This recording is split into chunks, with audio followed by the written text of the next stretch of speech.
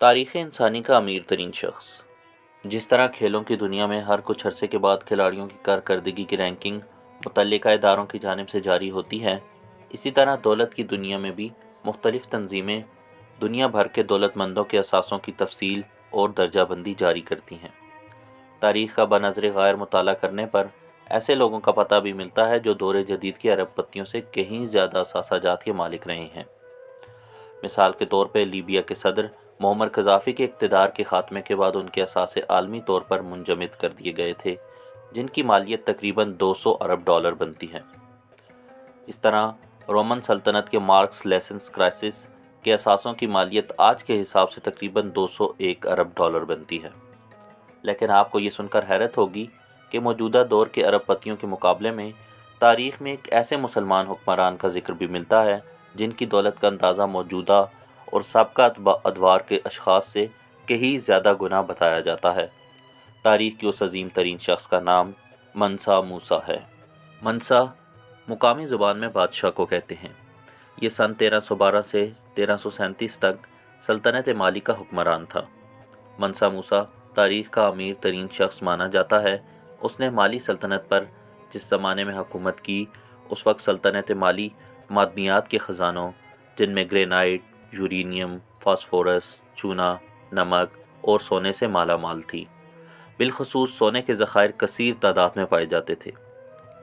اس کا اندازہ اس بات سے لگایا جا سکتا ہے کہ 14ویں صدی کے اوائل میں سلطنت مالی دنیا میں سونے کی کل ترسیل کے نصف کی مالک تھی۔ یہی وہ وقت تھا جب پوری دنیا میں سونے کی مانگ عروج پر تھی۔ یہاں اس امر کا تذکرہ ضروری ہے کہ بقول BBC منسا موسیٰ کی سلطنت کی حد کسی کو معلوم نہیں تھی۔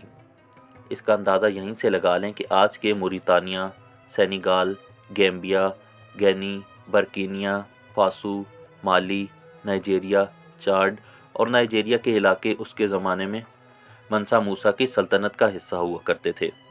اس زمانے میں ٹمبکٹو مالی کا سب سے بڑا علاقہ تھا جو کہ سلطنت کے شمال میں واقع تھا اور دنیا کے سب سے بڑے صحرا سہارا کے جنوب مغرب میں واقع تھا۔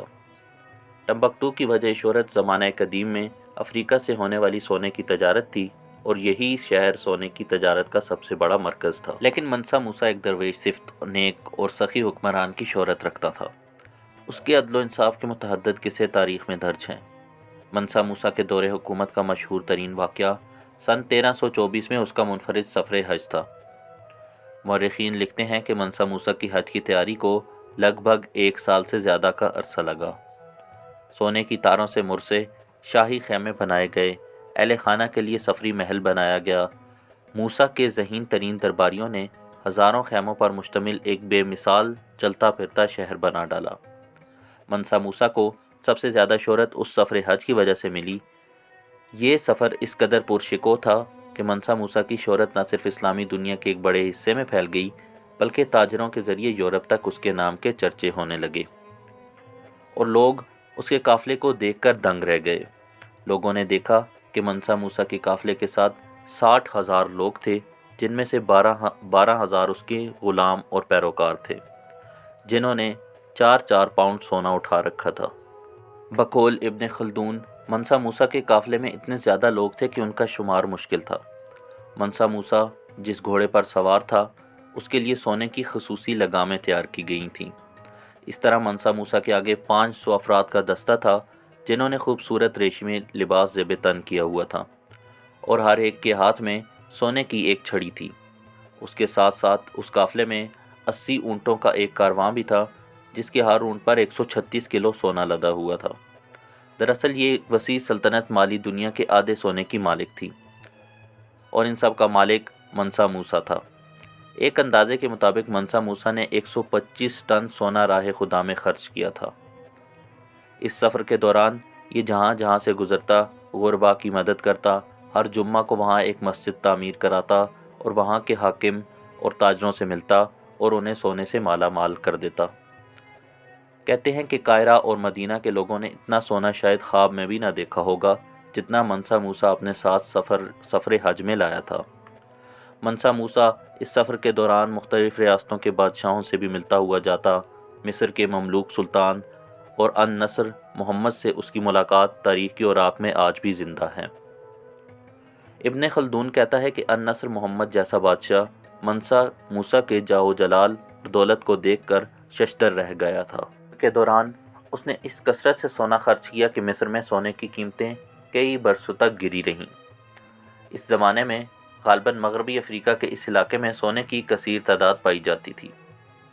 منسا موسیٰ اس قدر فراغ دل، سخی اور شاہ خرچ تھا کہ جب مصر سے گزرا تو کہتے ہیں کہ اس نے غریبوں کو اتنے عطیات دیے کہ علاقے میں افراط زر کی کیفیت ہو گئی۔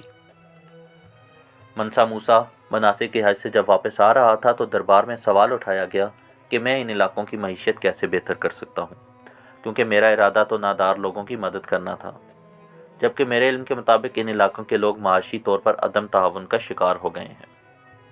چنانچہ بہم مشورے سے اس نے اعلان کیا کہ جو لوگ اسے سونا واپس کرنا چاہیں وہ اسے 2 گنا قیمت ادا کرنے کو تیار ہے۔ لوگوں نے اس ناقابل یقین پیشکش سے خوب فائدہ اٹھایا۔ خیرات اور امداد میں دیا گیا سونا دوبارہ اس کے پاس واپس آ گیا اور لوگوں کی معاشی حالت بھی بہتر ہو گئی۔ منسا موسیٰ کے اس سفر کی وجہ سے اس کی دولت اور فیاضی کے چرچے 4 سو پھیل گئے۔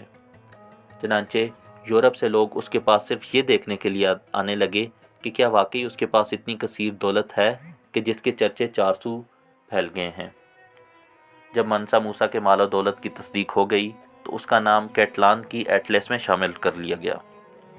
معروف منی میگزین میں یونیورسٹی آف مشیگن کے ہسٹری کے پروفیسر روڈولف ویئر کے مطابق یہ تاریخ کے اس امیر ترین شخص کی بات ہے جس کی دولت کا اندازہ لگانا ممکن ہی نہیں ہے، تو پھر یہ سمجھ لینے کے علاوہ اور کوئی صورت باقی نہیں رہ جاتی کہ وہ بہت ہی زیادہ امیر تھا۔ یوں تو منسا موسیٰ کی دولت کا کوئی بھی اندازہ نہیں تھا، لیکن ایک تقابل کے لیے آپ کو بتاتے چلیں کہ آج کل کے سب سے امیر ترین شخص کی دولت کا تخمینہ تقریباً 214 ارب ڈالر ہے، جبکہ منسا موسیٰ کی دولت کا تخمینہ 400 ارب ڈالر سے بھی زیادہ کا تھا، اور اسی لیے منسا موسیٰ کو تاریخ کا امیر ترین شخص کہا گیا ہے۔